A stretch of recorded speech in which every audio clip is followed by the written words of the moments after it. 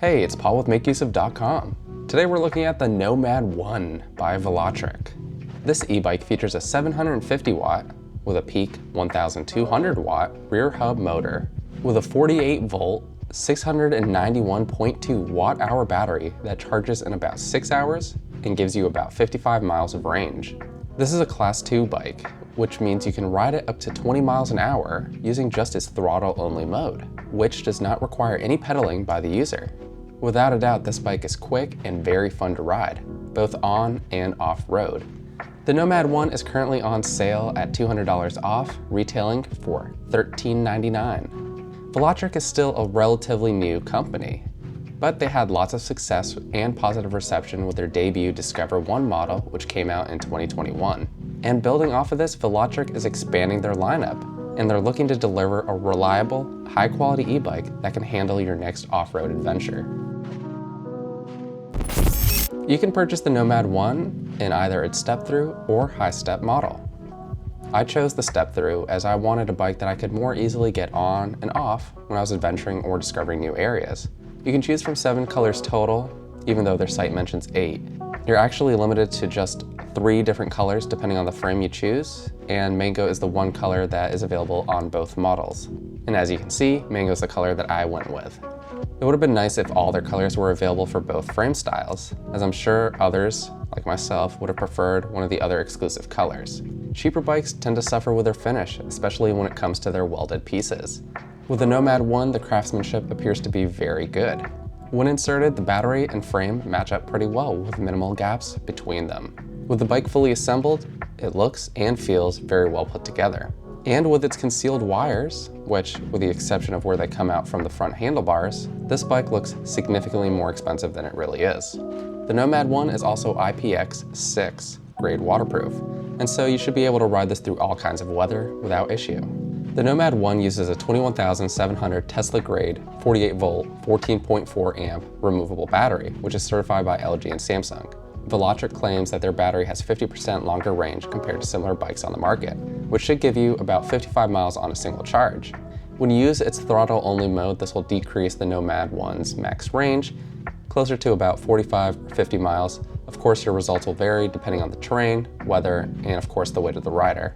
The Nomad 1's 750 watt rear hub motor provides pedal assist, which is quick to engage and also makes the bike very torquey. It actually reminded me a lot of a 50cc scooter. When you set it to level 5 power assist, it's almost effortless to pedal on most roads. Maintaining higher speeds and climbing up hills will still require some power on your end, but it's significantly easier compared to pedal assist being off. I do think that the throttle response takes a little bit of getting used to though. In my experience, I found that it had a little bit of input delay. It takes about a second or so before the power actually kicks in. Because of the lack of accurate response, the throttle feels more like a go button, which is either enabled or not.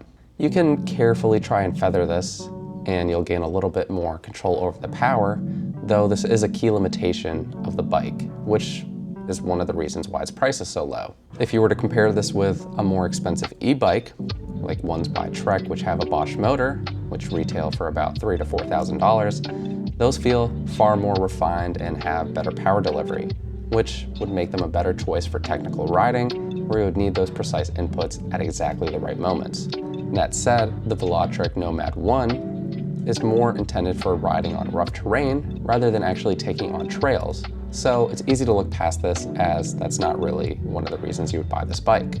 With the purchase of an e-bike, something that isn't often considered is the packaging and shipping. While many brands do offer free shipping, in my experience, I've found that many of them do a very poor job at actually packing and securing their bike.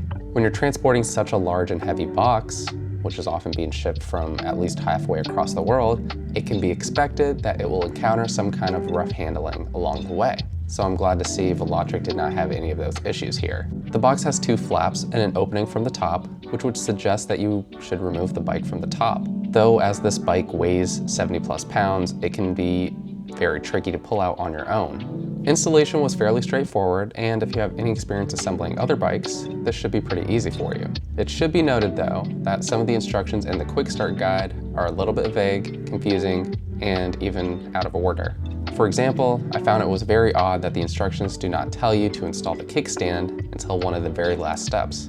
So, again, unless you have someone assisting you with the assembly or you have a bike mount, this will make the rest of the installation process significantly more difficult than it needs to be, as you don't have anything to keep the bike upright.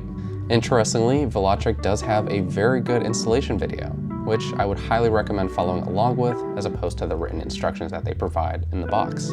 As part of their free included accessories, which in truth should just really be included regardless, the Nomad 1 comes with a toolkit, charger, front and rear fenders, front and rear taillight, bell, and reflectors.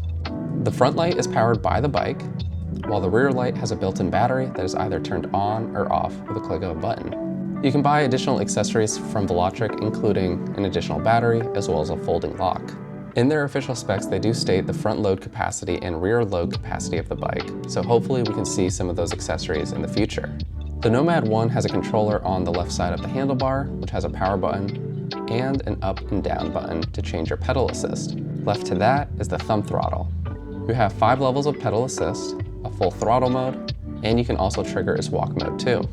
When you hold either the up or down button for a few seconds, this will toggle the front headlight on or off. You have a 3.5-inch display which shows you the bike's speed, battery level, trip distance, and the power assist level. You can tilt the screen backwards and forwards, and you can also loosen the clamp and adjust its position on the handlebar. You don't have additional smart features like Bluetooth and smartphone connectivity, but it gets the essentials done right. So, how does the Nomad 1 perform and ride? Most importantly, it's very fun and capable. I had a huge smile on my face during my first ride. Once you accept that the throttle has a bit of delay, the bike is a blast to ride. Especially when you're first getting used to its power, it can easily throw you back as you quickly accelerate to 20 miles per hour. It gave me confidence merging onto smaller back roads with cars as well as crossing streets. The bike provides a rather upright seating position, and its handlebars are easy to grab and hold onto. I found the seat especially comfortable, as it's 220 millimeters wide and it has 2 springs underneath. With more casual riding, I tend to keep my seat a little bit lower, and when you combine that with its step-through frame, I had no problems hopping on or off. This bike can handle steep inclines without issue. It obviously won't be as quick or fast, but it can still help carry you up difficult hills that competing e-bikes at this price point would often struggle with due to the lack of power. But at 72 pounds, this is a rather heavy e-bike. It won't be as nimble or easy to turn as its road bike counterpart, the Discover 1. And if your commute involves any kind of stairs, you should probably get the lighter Discover 1 or something comparable. Its extra weight and fatter tires might also make it difficult to transport, especially with smaller bike racks, so that might be worth keeping in mind too. The fatter tires do provide excellent traction, and its suspension forks help eat up bumps and travel over smaller obstacles. Though again, similar to its motor, it's still best suited for more casual off-riding than actual trail riding. Frequent and more intense hits, like traveling over larger rocks and branches, can still be very noticeable and uncomfortable. So the biggest advantage with the Nomad 1 is that it can basically go anywhere and handle any terrain that you throw at it. While its larger and heavier design might not make it as convenient for casual commuting over paved roads, this bike really shines for its ability to adventure off and discover new places. So thank you again for checking out this video for the Nomad 1. Let us know your thoughts in the comments down below. This has been Paul with MakeUseOf.com, and until the next one, we'll catch you later.